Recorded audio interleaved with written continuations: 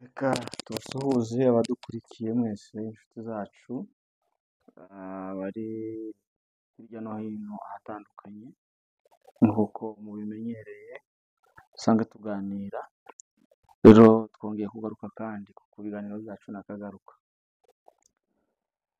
Turabifuriza amahoro y'Imana ndetse tuboneyeho no gutanga mpore ku bibazo birimo kuba iwacu mu misozi, turimo gutakaza abantu b'ingenzi kandi bakomeye amaboko yacu.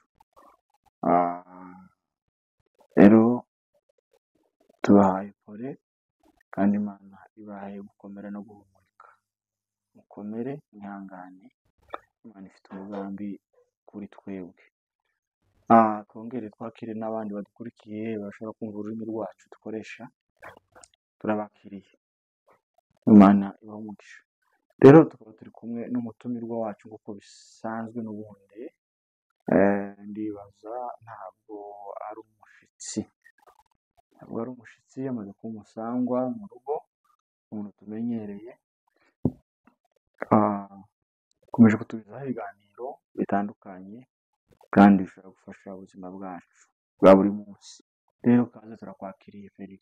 Murakoze cyane. Ego. Ubushize ubu twaganiriye ku bijyanye n'igihe, gukoresha neza igihe, ngira ngo nibyo tugiye kuganira. Yego. Ubwo rero ngira ngo tubikomerezeho use nk'ubitwibutsaho gatoya, tuze no gukomeza no ku bindi kuko ufite bagaje nini ugomba kutugezaho kandi ugomba kutuganiriza. Urakoze, ikaze. Murakoze cyane. Ku mazina yitwa Nimbona Felix, ku marezo sosiyo bamenya kuri coach ni Felix. Uno munsi tugiye kuganira ku mwanya, akamaro ko gutunganya umwanya neza. Ikintu cya mbere ko ninjira mu idonido nagomba mpereko, nagomba turabira hamwe mbega umwanya n'iki. Umwanya ni ikiringo cyashyizweho n'Imana, saba twagishyizeho.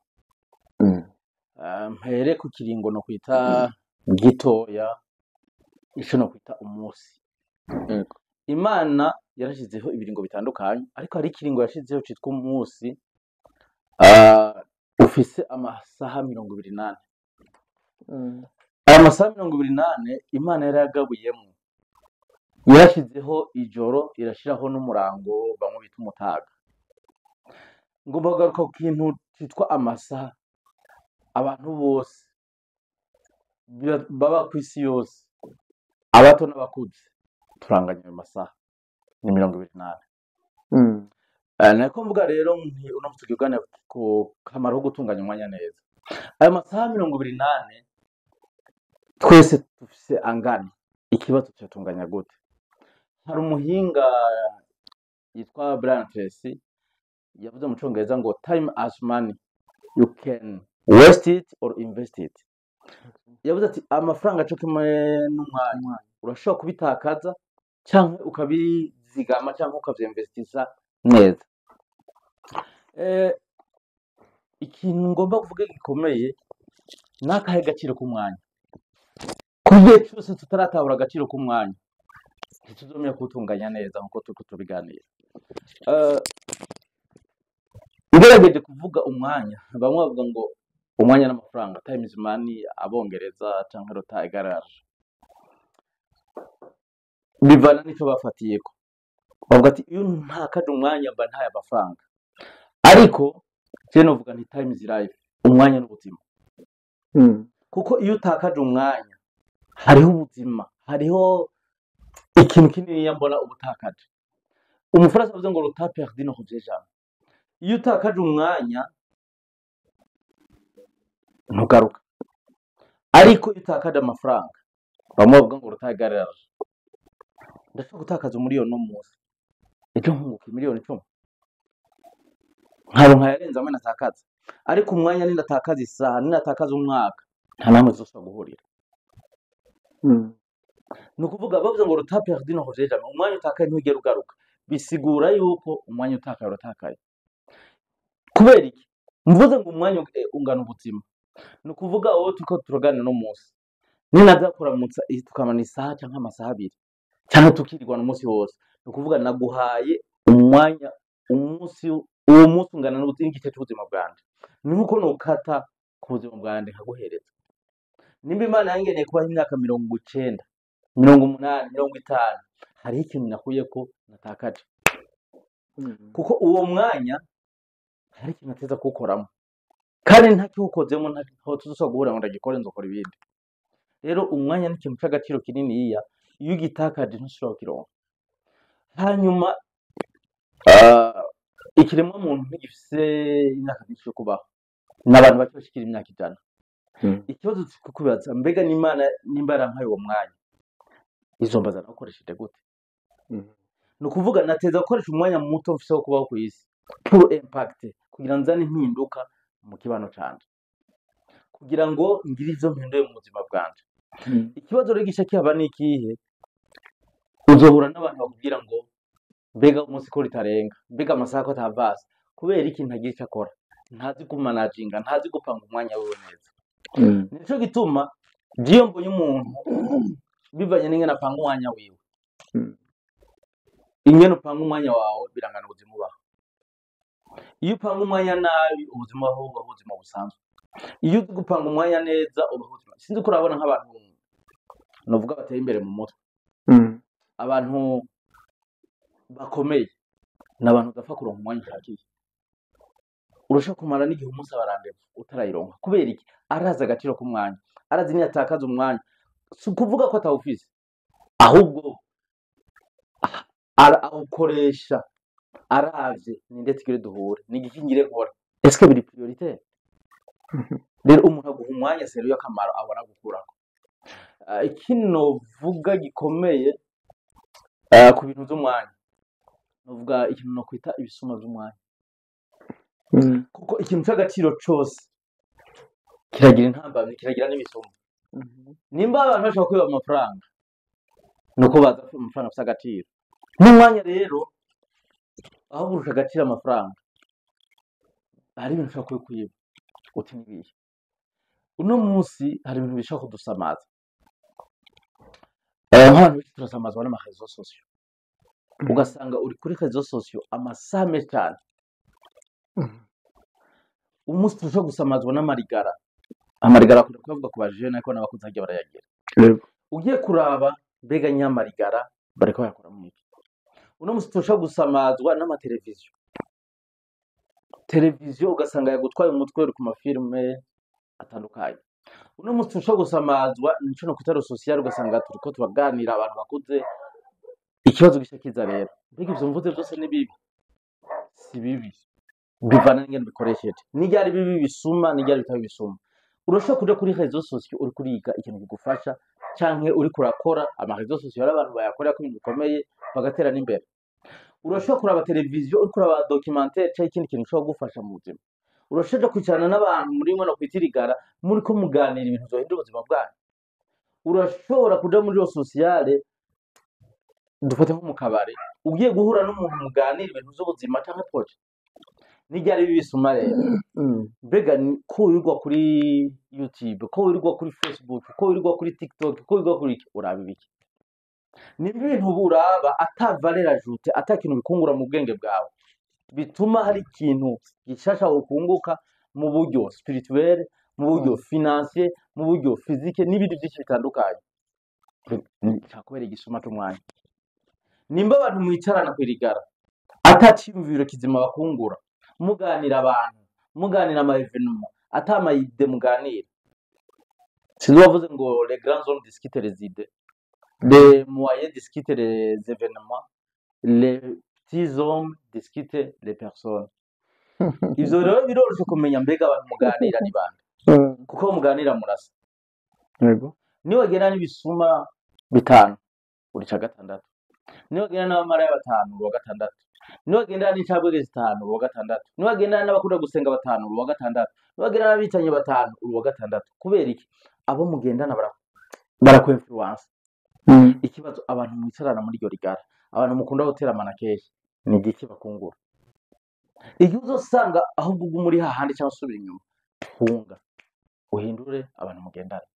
Rero ibisuma by'umwanya ni ivyo bintu byose bikokipa ku munsi, mugo ugiye kwiyevariwa ukaraba ico uri kurunguka ukakibura. Ico gihe rero ifo guhunguka bihindura, kuko birashobora guhinduka ugahindura ivyo uraba kuri za réseaux sociaux, ivyo uraba kuri ama televiziyo, abo mujana mu kabari muhuye kubera iki, mu gihugu ibintu bizima, abo musangira murasangira gusa canke hari n'ibindi ego ushaka kwicarana n'abantu mukanasangira bakakugura ico kabagurira muga bigahereraho. Eske kubera iki bakuguriye batakwereka nawe yarondera uryohewe nuko uno munsi bariko bagusorora uryohewe muga ntibakwereka inzira bacamo nuko yarondera wumva ugora urukundo. Umukino none yavuze ngo ntuzomwife nyarekene bayo ko kazokomeye ko. Rero mu majambo make igihe cyose if you fail to plan your time you fail to plan your life. Unaniwe gutunganya umwanya wawe ni itegeko unanirwe gutunganya ubuzima bwawe. Ni byinshi novuga ku mwanya ariko mbere ndageze ngaha abantu bako badukurikirana ngo ndabahanura icyaro utunganya umwanya wawe neza. Utamenye gutunganya umwanya wawe neza ubuzima bwawe buri mu kirere. Urakoze cyane. Uti utaramenya gutunganya umwanya, guplanifia, ntiwamenya guplanifia future yawe, your life n'ibindi. Hanyuma wavuze ku kintu bikomeye ngo ibisambo by'umwanya, ibisuma byiba umwanya, ushaka kuba umwanya sans savoir cyangwa se ukabona bizi.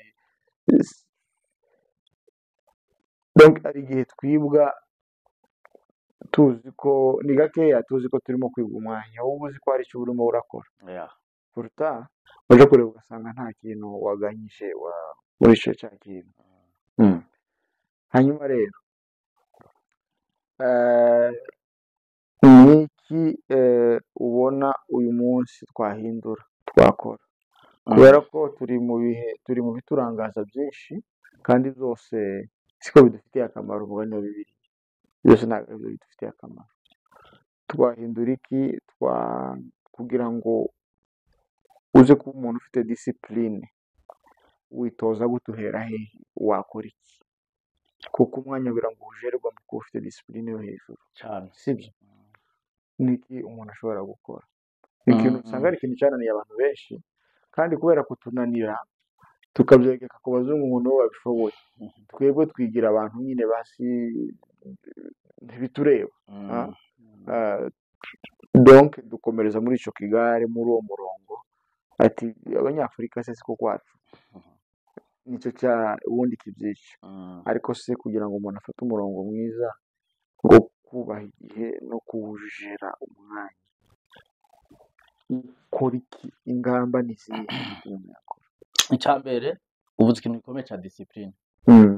Hari ubwoko bubiri bw'abantu, abantu bari discipline n'abari indiscipline. Mu Kirundi kuba discipline ni ijambo rigoye n'umuntu afite indero. Yego. Umu indiscipline n'utagira indero ntibiryoshe cyane, terme ntaryoshe gukoresha cyane. Ariko benshi barumva ko umuntu ari discipline n'umu indiscipline. Ni ukuvuga ngerageze gusigura umuntu ari discipline ameze gute, umuntu ari indiscipline ameze gute. Umuntu ari discipline ni umuntu ari guidé par la raison, ni umuntu arongorwa n'ibintu by'ukuri. Umu indiscipline ni umuntu ari guidé par les sentiments, ibishobisho. Okay. Ni ukuvuga cyangwa ama emotion. Umuntu ari discipline sinjya ugisigura cyane, kiragutse cyane, reka ndagijyana mu mwanya gusa tuko tuvuga umwanya. Ni ukuvuga si kubera abonye film iryoshe ashaka ibyo ariko arakora muri film. Okay. Si kubera abonye akantu kuri TikTok karyoshe ashaka yirukaye. Si kubera abonye kuri YouTube ashaka yirukaye, ahubwo avuga ati jenje kuri YouTube kuraba iki. Si kubera hakanye ashaka mu gitanda kuryama kandi yapanze izakora ikintu cyose. Avuga la raison no kuvuga uti ntiyeza gukora ikintu kiri prioritaire. Ko discipline bikora muri byinshi, muri gestion y'amafaranga, mu byose mugatreka tugume mu mwanya. Umuntu ari discipline nawe no kuvuga iki, umutelefone uturi hehe tuje gusangira, mumugurira agakoko, nibo mumugurira agafana, ashaka kizeka akora byose ariruka. Kubera iki? Amasantima yo mu byatsi yo irukange Erika araguhamagara. uragenda bakata muri quartier mwahura yari afite icyerekezo ugiye ukamudefisa he uriko uratembera tuce n'ingiye ngaho twojana ngo yego ashobora iki yavyutse azi ko nta gahunda yari afise. Umva abantu bari indiscipline n'abantu ikije cyose kibatwara bari guide par ishobisho cyangwa amasantima cyangwa emotion. Mugo umuntu ari discipline naho uwo mubwira uti ngira ngo ndaguhiki yapanze umwanya wiwe kugira ngo uhinduke bari kintu gikomeye cyane ngira bagiye gukiza umuntu agira apfe gusa. Rero mu buzima bitari discipline ntakisho gushikako wari uzi none nizihe ngamba cyangwa nizihe ntuze umuntu yo kwigira umuntu ari discipline no kuvuga iki. Umuntu ari discipline twavuze ko umunsi ufite amasaha 28 mu masaha 28 imbere yuko aryama aba yapangiye arazi umwanya wo kuryama arazi umwanya wo kuruhuka cyangwa kuryama arazi umwanya wo gukora ibintu kanaka arazi n'umwanya ikintu cyose gifite umwanya no kuvuga iki imbere kuja hari ibintu biteze kumenya mu kugera umwanya neza no kwitoteza gusettinga wake up time nivuka sangapi ugasettinga sleeping time ndyama sangapi nturyama kubera amafilime yaheze nturyama kubera atari ko kwandikira kuri telefone uryama ko kurazi iyi saha ndakuramo connection cyangwa zino telefone njya hanyuma kuvyuka ntuvyuka kubera abandi bose bavyutse ntuvyuka kubera klima ishushe cyangwa ikanye wavuze uravyuka hanyuma imbere yo kuryama uteza kuvuga ejo nzokora iki nizihe programme zejo mfise ukazandika kuko umuntu atandika nawe discipline umaze kuzandika no kuvuga saa moya nzoba ndihe saa yine nzoba ndihe zose ububizi uhede kuvyandika ntibisigura ko hadashobora kwitamo ikintu cyihuta birabaho ego donc urashobora gusettinga umwanya akagira ibyo ucamo mbwa wari wawupanze ivyo arivyo byose wawupanze n'utawupanze ntibahitanwa na bimwe. Iyo wamaze gupanga umwanya wawe neza rero umunsi no kuvuga umuntu wese aguhamagara ndagukeneye ntusha witaba mubwira uti je suis occupé ndi busy kuko warosettinze. Mugo umuntu wese aguhamagaye uri hehe ndi muhira woza hano ashaza ariruka kuko none yahandarika kore ntazi cyapa ko ntazi saa 9 zobara birababaje umuntu ushaka kumaze uti hewe ejo saa 8 zoburi hehe sindahamenye. Donc nta ufise programme ya gutejo ntayonzi nindayizi no wotayizi bisigura ufuga umuntu akantu kiruko uko nyene mugabo iyo wapanze umwanya wawe n'abantu barakubahira agusaba programme imbere y'igihe. Icya kabiri uko no gupanga umunsi ukandika ku mugoroba imbere kuryama tora hantu nimba ari carnet cyangwa agenda wandikamo wihamanota mbega umwanya wako nawe hari ko nakoresheje nangahe wihaye nabari ku 10 niyo wananiriwe umva niya discipline uko uragerageza kugira kuko ntibishoka bi automatique kwa meliora uno munsi nimbo basanze wasamaye mu kutunganya uri kosora ejo ntuzokora rya kosa hazogera igihe nyuma y'ukwezi nyuma y'umwaka usanga umuntu azi gutunganya umwanya neza mu gutandika ntushobora hari murabe ni kubera ikizananiye kubahiriza no munsi ugenda uri kosora bukebuke kubera umuntu guhinduka ni processes biza bukebuke. Hanyuma ikindi novuga kirazira gutangura isomene cyangwa indwi utazi iyi somene programme y'isomene imeze gute kwa naye ama programme bafise rendi ku mugoroba cyangwa mu gitondo umva ukavyandika keje ama programme y'isomene usangazwe hari umwanya uri gusenga hari umwanya uri mu nama hari inama yamaho nimba ari association urimo canke tama urimo donc ubuzi ibintu wama ukora shirako hamwe umuntu akora ati mercredi twatsa kumwe moto ya mbadi kuri eglise mbadi mu nama mbadi mu kazi mbadi kudandaza bivanye nabyo ukora hamwe uba automatique kwishura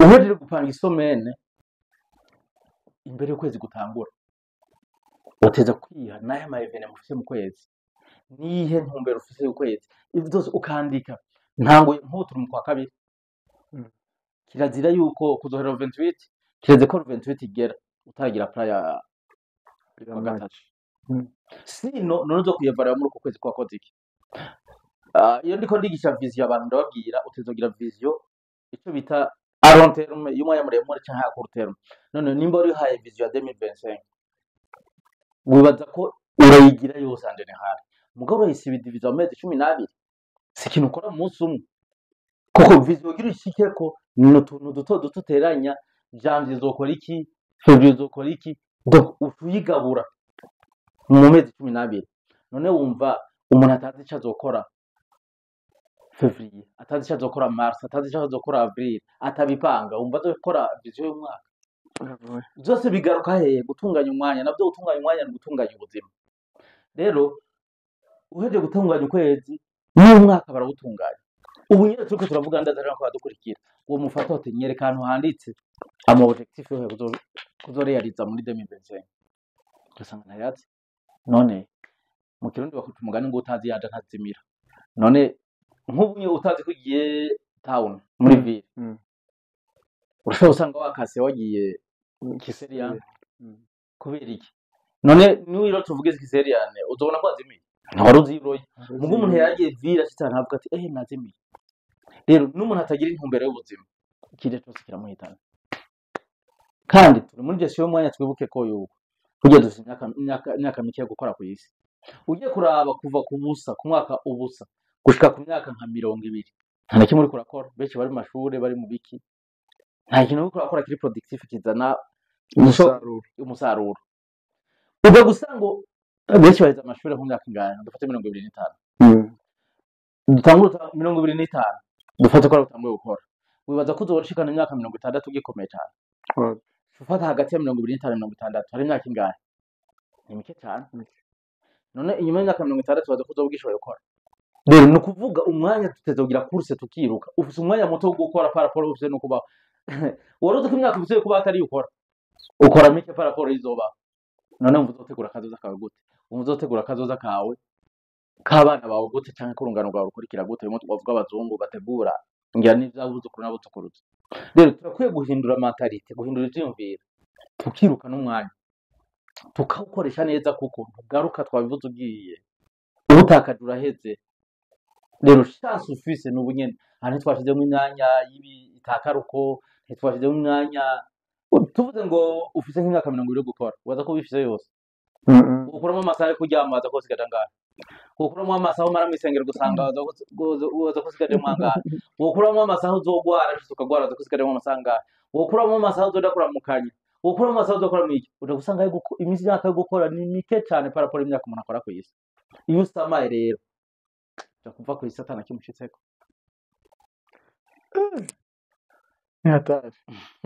Yataye urumva ni ikintu kinini kiragutse cyane. Discipline ni ikintu kinini. Discipline muri gestion dita mu gutunganya umwanya kinini kandi nico gikwega byose mu by'indoto kwega ibiki. Kuko ushobora kurota ushobora kurota ntubigereho byo warose kandi kubera ya discipline nyine. Bakunda kuvuga ngo naho tutariko turavuga ko ndota ahantu hambere hatunze ni muri cimetière hajya dushingura abantu bapfuye. Hajya hari huzuyeho ico no kwita des rêves non réalisés. Huzuye indoto zitigeze zishigwa mu ngiro. Kubera iki? Ya discipline. Muga abantu benshi bishwe no kutamenya. Abasoma biri bavuga ngo abantu banje bishwe no kutamenya. Kutamenya kuri gito. Ntitugeze turonka umuntu atugisha mu shuri ngire batunganya umwanya. Ntitugeze turonka umuntu mu kibano abavyeyi kibatwigisha gutunganya umwanya. Ko muri Afrika aho wabivuze urahana umuntu mu mwanya duhure saa 4 agacaza saa 7 kandi akabona nk'ibisanzwe. Yishe umwanya wiwe yishwa n'uwawe. Rero iri fuko duhinduka kuko tudahindutse ubuzima bwacu buzohinduka. Tudahindutse ntitwahindura ubuzima bwacu. Ikibazo cyo no guhindura bw'abandi no bwacu tutabuhinduka.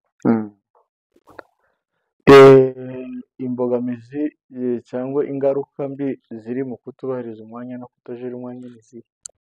Icambere utazi gutunganya umwanya neza.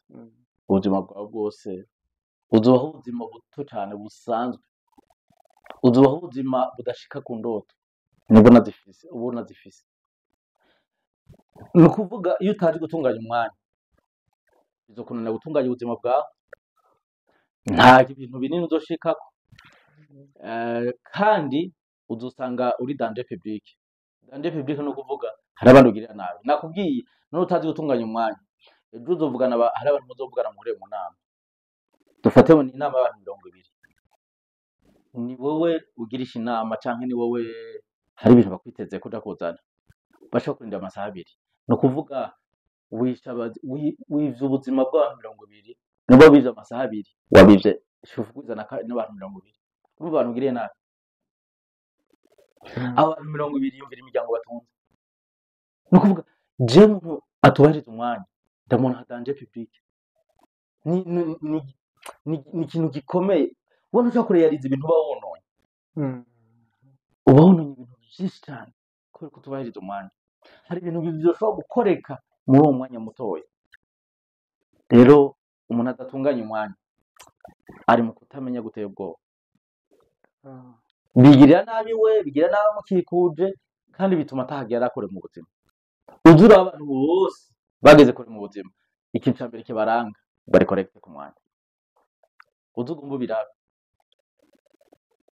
ya nuko nuvuga ni nyinshi ingaruka mbi nyinshi muga mu majambo make unaniwe gutunganya umwanya unaniwe gutunganya ubuzima urumva iyo ngaruka yenyene irateye ubwoba cyane twari tuvuze ku ngaruka hanyuma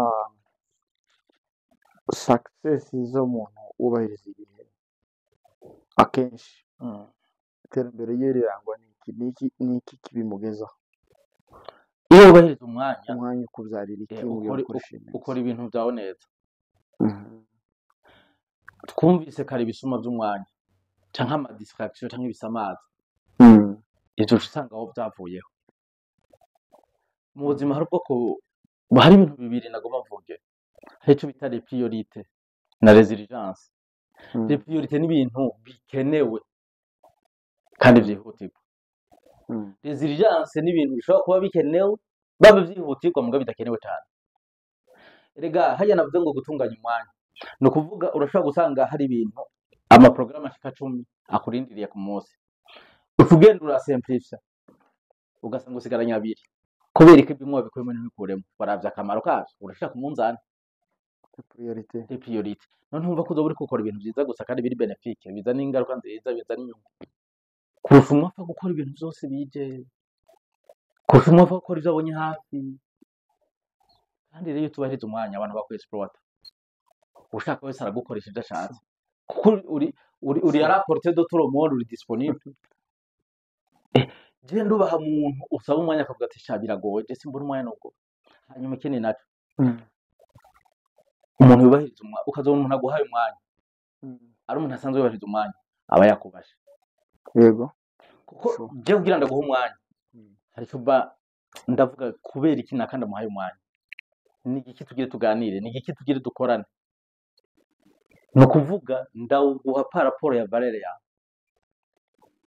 si tu es une personne de valeur ni muri umuntu w'agaciro ni kuronka umwanya munini wanje ya none uza guha umwanya umuntu jista zakubwira wumvise banaka ndakuruhisha gusa abo cyangwa kwiza mu mutwe ariko uzuraba hari umuntu mwicarana ukamenya ngo muri kurangwa agenda kubera iki umenya ni igitabo uri kurasoma ariko aravuga umenga ni ariko akushira mu buzima bushasha ariko akuzuza ku kinogo cyari muri wewe ya rero asa abantu bose bakeneye umwanya wawe no muzo bwa abantu bose bakeneye rero abantu bazoza umwanya wa mu buzima bwawe par rapport bakwiye kuza umwanya wawe par rapport y'akamaro ya valeur ajoute bazana mu buzima bwawe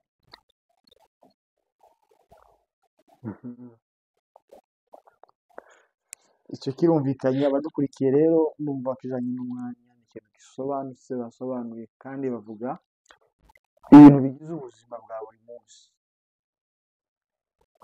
lifestyle nuvuga ngo nta gishasha wavuze ahubwo watwibukije kuratanga ingero zisobanutse ushobora gushyira mu buzima busanzwe gutya kuko izo ngaruka tuzibona izo nyungu tuzibona mu buzima busanzwe uyu mwanya ni ikintu cy'ubuzi kiri mu buzima busanzwe kitugize hanyuma twese tunganye ya turanganya amasaha 28 ndabyibuka ubivuze ko turanganya amasaha ariko uburyo bwo kuyakoresha uratandukanye uburyo kujera amasaha gasanga wowe tuyanganya wayakoresheje neza kandi yakugira umumaro yewe kandi tuyanganya usanga aho ntayo ngira ngewe icyo gihe ntacyo ngira kandi twese tubihurije twese abatuisi rero reka tubashimire inshuti zacu abadukurikiye dukeneye nabo ibitekerezo bitandukanye babitubwire dukeneye inama zabo, nabo bashobora kunganira, dukeneye ibibazo bashobora kutubaza, tuzabasubiza, mwarimu arahari azadusubiza, hanyuma tunabashimire ko muri kumwe natwe kandi muri inshuti zacu mudahwema kudukurikira. Ubu rero narabivuze ubushize, aya ni amasomo akenewe ariko tutazi ko dukeneye. Ikibigaragaza ni ubwitabire bwayo kuyakurikira. Iyi video yakabaye ikurikirwa na buri wese, hafi buri wese, kubera ko nzi ko abenshi tutubaha umwanya. Ikibazo ni ya ngorane nyene uriyo gukurikira ibi bintu bishobora guhindura ubuzima bwacu. Tuja kuraba abantu bari gusa ku ma réseaux sociaux, tuja kuraba abantu bagira komedi, navyo ni si bibi, ariko bikenerwa ni vyiza. Bibirivuga ngo byose turavyemerewe, mbwa byose tugira ikimazi. None kwiga ibi bintu ushobora guhindura ubuzima bwawe no kuraba ibintu byose bigusa amazi, nahatwe gushira ku munzani. iyo kompaye rero bimwe bigwa hasi, urumva ikibazo ntitubimenye. Birababaje, ariko turasaba ngo Imana ibidufashemo, bikunde tugere ku kigero cyiza cya discipline cyo kugera umwanya neza no gupanga ibintu byacu neza. Izo navyo birasaba ikiguzi. N'ikiguzi. Kuko umuntu yubahiriza umwanya, icambere atakaza n'abagenzi. Yego. Agira abagenzi bake mugabo bakenewe. Bakenewe. Ikosurinye bakenewe. Ntaco bimaze kugira abagenzi benshi atarabikimaze. Nofangira abagenzi babiri aho ngira abagenzi 100 badatuma shika ku ndoto zanje. Kuba umusitari wo kugira abagenzi benshi ataho bagushikana, ufu mugira bake bafite bagushikana. Kirasobanutse. Nacyo kirasobanutse rwose. Kirasobanutse. Abagenzi inshuti nke ariko zikenewe, ziyuzuza, zifite aho zingeza zinjana. Yego. Bitari Kigali gusa twagiye ukaba mu kintu cy'icuka gusa cy'Kigali. Urakoze cyane mwarimu, arakoze. Ni Felix. Niko ku marezo ziwe sosiyo, ngira ngo niko bitwongera ubibutsa, hanyuma tusezere abadukurikiye ku mpamvu za wa mwanya n'ubundi turi kuvuga. Ku marezo sosiyo nitwa Coach ni Felix official. Hanyuma nkuko tugira coaching n'abantu bashaka kudushikira ku giti cyabo, tugashobora kubafasha bivanye n'ivyo bakora, kuko wowe impanuro no guha sizo no wundi umwe se bani n'ivyo akora. Ni gute woshira mu ngira ibintu turiko turigisha? Kuko ubu hari abashaka kuzuma nk'amateori, ashaka kuvuga ati ivyo birabaho, ivyo n'ibiki.